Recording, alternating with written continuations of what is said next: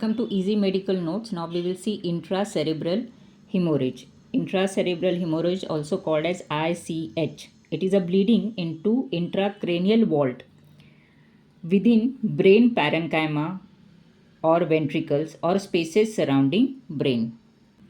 It can be epidural, subdural, subarachnoid or cranial, intracranial or intraventricular hemorrhage.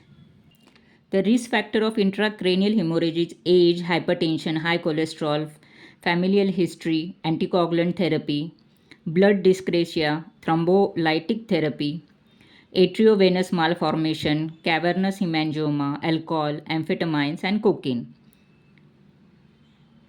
So, as per intracranial hemorrhage can take place in complex small vessels and big vessels,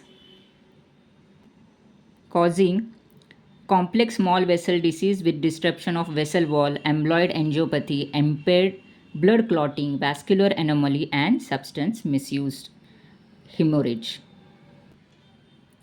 In total anterior circulation syndrome, that is TACS, there is hemiparesis, higher cerebral dysfunction, that is aphasia, hemisensory loss, and when there is mostly TACS is due to middle cerebral artery occlusion or embolism from heart or major vessels. When there is PACS, that is partial anterior circulation syndrome, there is isolated motor loss, that is one leg or one arm or face only, and it is due to occlusion of branch of middle cerebral artery or anterior cerebral artery. When there is lacunar infarct or lacunar syndrome, there is pure motor stroke. It may happen with two limbs.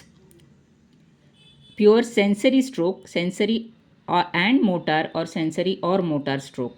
It is due to thrombotic occlusion of small perforating arteries and thrombus is in situ. When there is posterior circulation stroke, that is POCS, there is hemanopia and occlusion in vertebral basilar or posterior cerebral artery. Investigation is made by CT MRI, MRI brain, CT angio or lumbar puncture. Protocol of acute stroke. When clinically it is diagnosed as stroke, then neuroimaging to be done, that is whether it is ischemic stroke or hemorrhagic stroke. After that, when it is diagnosed as ischemic stroke, there is reperfusion therapy, and when reperfusion therapy is not indicated, aspirin is given. When there is hemorrhagic stroke,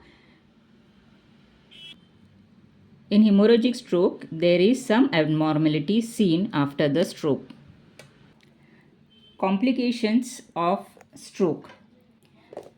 If there is epilepsy or seizure, then give anticonvulsants. If there is depression and anxiety, give antidepressants. When there is painful shoulder, give physiotherapy or local glucocorticoid injections. When there is chest infection, give antibiotics and physiotherapy. When there is constipation, give appropriate medications. When there is urinary infection, antibiotics, pressure sores, nursing care, and pressure relieving mattresses. When there is deep vein thrombosis or pulmonary emboli, anticoagulation to be given.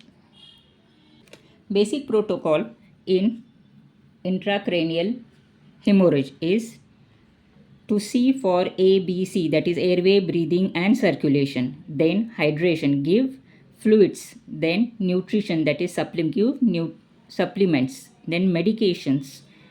Control blood pressure. Check for blood glucose and medications as per. If it is hypoglycemia, give infusion of glucose, or if hyperglycemia, give infusion of insulin. If temperature, pyrexia, treat underlying cause.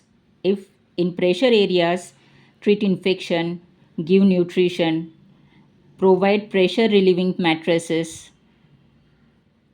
If incontinence or urinary retention,